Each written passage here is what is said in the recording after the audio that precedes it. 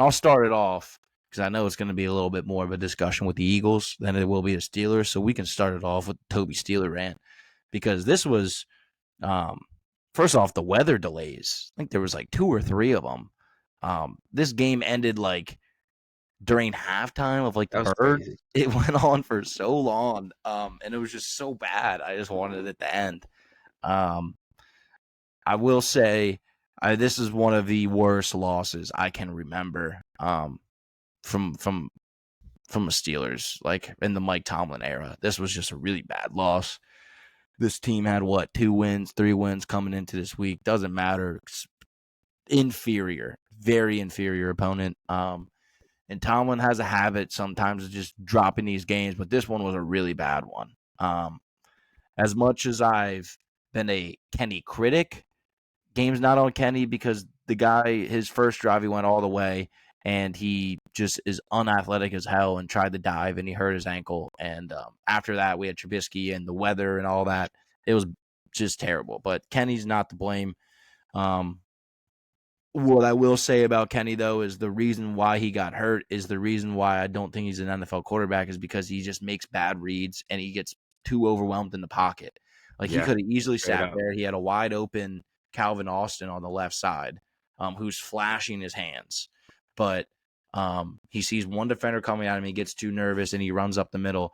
And he's done that so many times where he just doesn't trust his pocket. Like I think our line isn't that good. They spent a lot of money this offseason to try to get it better than it was last year because I think Kenny had like multiple concussions. The dude was getting rocked. But I think like the line's not any good, but I will say Kenny doesn't like make them look good either. Like if he would just trust his guys a little bit and just stay there for an extra second and like look at all the reads. I just feel like he like gets the play, gets so nervous, he doesn't want to get sacked that he just looks at his first option. If that first option is there, he's running and he's either going to try to throw the ball away or like go for a yard or two. And it's just painful to watch. But I will say that loss wasn't on him. I just think the loss was just ill prepared. Tomlin just didn't get these guys right. And I don't know what that is.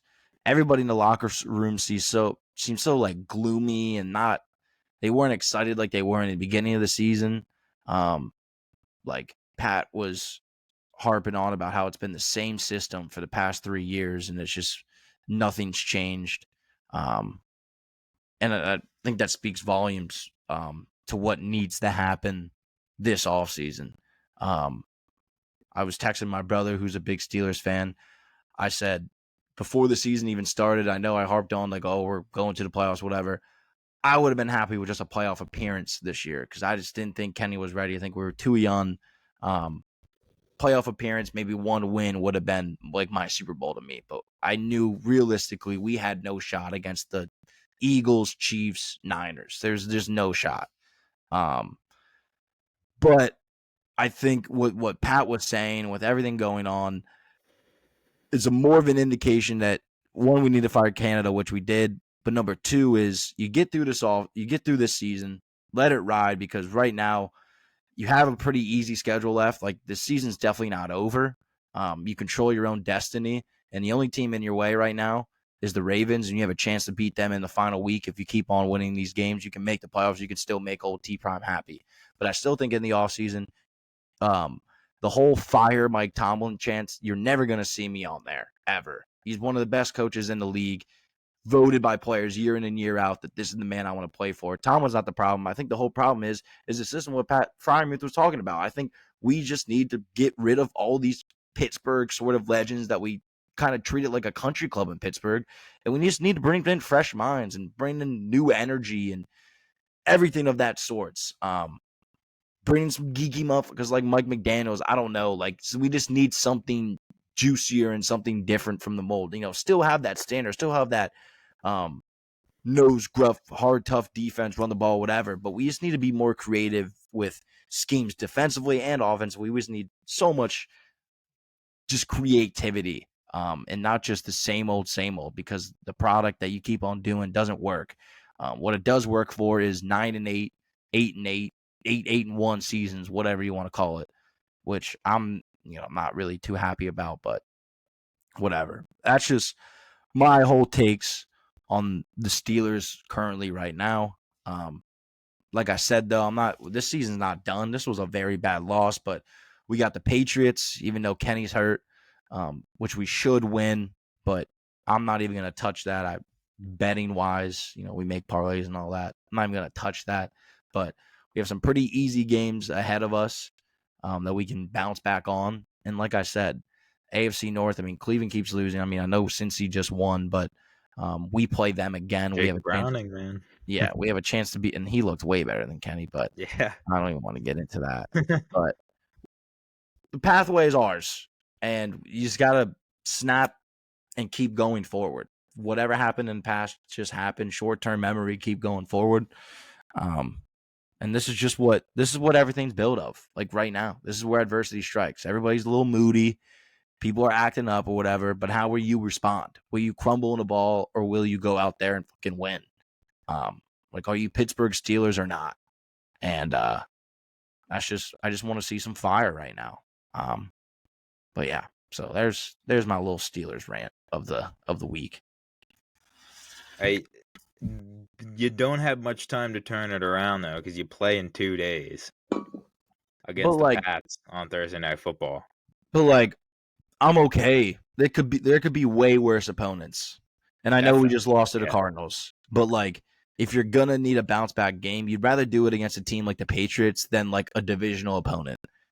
Right now. Yeah, that's a winnable game for sure. But who do you think? Mitch is gonna start, but do you see some Trace McSorley? Dude, here's the thing. I'm gonna say something wild right here. Start Mason Rudolph. I think Mason Rudolph is the best quarterback on our roster right now. And I said it in a show before that I took him for granted because we had Big Ben, who was a Hall of Fame quarterback, and Mason was his backup. When he came in, I hated every little minute of it. But this man threw, 250 yards with 2 touchdowns consistently in his starts, which is exactly what we need. This defense is fine.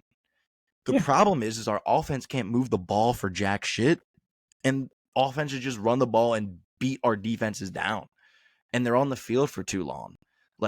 That's all, and I hate that because we're wasting TJ Watt's prime and we're wasting Minkah Fitzpatrick's prime. We're wasting prime and time with them. We're wasting their prime time. Some might say, but and it's all because of our offense can't move the ball, and it's not like we have the weapons, and they said things just need to click, and well, they're not going to click when you just fire your OC and all that. I get that, but there just hasn't been a single identity for this team, and that they showed a little bit with the run game, sparks of that, but sometimes they peel away from that. I don't to me as a fan watching these games, I don't understand some of these play calls sometimes when things work and then they leave it, and it happens so much with the Steelers, and it happens so much with Penn State. Sometimes when I watch my football teams, they play the exact same way, and it's so frustrating. But whatever. But back to TJ Watt, one thing I do want to say, this man gets mauled, held, pushed, all this shit, and never gets flags thrown his way.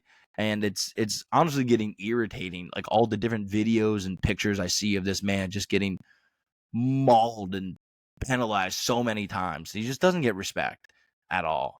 But everybody always says Myles Garrett and all that's better because people got to hold him and stuff. TJ gets held more and worse, but never complains about it. This is the first time I think he's complained about it publicly in the media about it. And finally, and rightfully so, dude. And it's just pissed me off he doesn't get star treatment because that man's a fucking star. Anyways, justice for TJ. Justice for TJ. Anyways, I'm done about Steelers though. But yeah, even start Trace McSorley. Trubisky's not the answer. To answer your question, I'd rather see one Mason Rudolph, which is wild to say, but give it to me because he's been here for a long time. And then Trace, just because I've always wanted a mobile quarterback, and he's a Penn Stater. But they're going to start Trubisky, and it's going to be a painful watch. Zappy versus Trubisky. Ugh.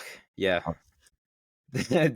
Thursday Night Football back on. We had a couple good primetime games with the Cowboys, Seahawks, and then Bengals Jaguars last night, but we're probably reverting back to Bet the under. the shit storm.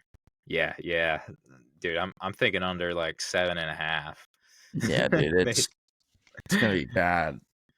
Chargers. I mean, the Chargers only put up 6 points. They didn't even get a touchdown. Well, that game was like gross. Like it was That was raining disgusting. and it was that New England weather was bad. True. But you're right. You're right. It's gonna be something similar. But they painted the end zones yellow, so maybe the Steelers will be able to find them.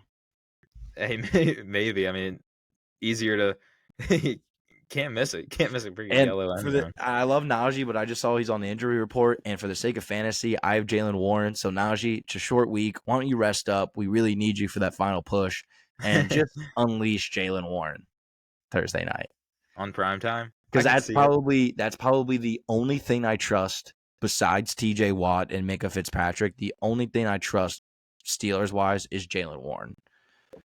Fair.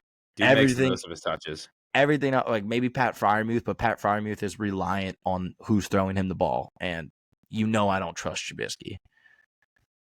Yeah, that'll be a interesting watch. We'll probably record right after.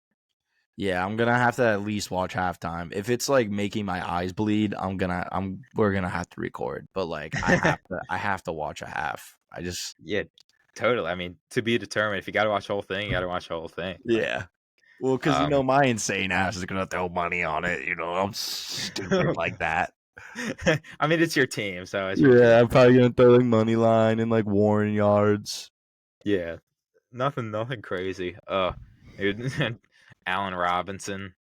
I feel like it's gonna be something gross like that. Yeah, dude, it's gonna be with Trubisky or Rudolph. Who knows?